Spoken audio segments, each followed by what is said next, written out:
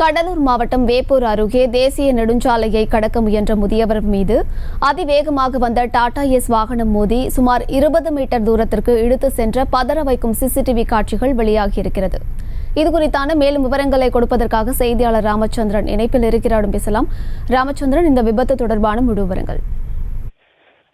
நிச்சயமாக அமரோத், அதாவது பார்த்தீங்கன்னா கடலூர் மாவட்டம் விருத்தாச்சலம் டு சேலம் செல்லும் தேசிய நெடுஞ்சாலையிலிருந்து இன்று காலை 11 மணி அளவில் அதரி அருகே வடலூரிலிருந்து கோயம்புத்தூருக்கு டாடா ஏசி வாகனம் ஒன்று நாட்டுக்கோழிகளை ஏற்றிச் சென்று சேலம் நோக்கி சென்றுள்ளது.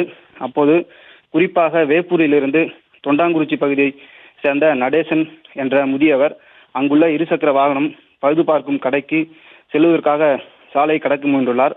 அப்போது அதிவேகமாக வந்த அந்த டாடா ஏசி வாகனமானது முதியவர் மீது மோதி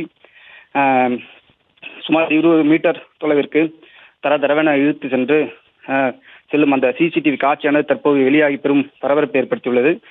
முதியவருக்கு வலது கால் முறிவு ஏற்பட்டு பலத்த காயங்களுடன் அவர் தற்போது வேப்பூர் அரசு மருத்துவமனைக்கு அங்கிருந்து ஆம்புலன்ஸ் மூலமாக கொண்டு செல்லப்பட்டு தற்போது சிகிச்சையானது அளிக்கப்பட்டு வருகிறது. இந்த விபத்து குறித்து சிறுப்பாக்கம் போலீசார் வழக்கு பதிந்து விசாரணை மேற்கொண்டு வருகின்றனர். அமரோத்,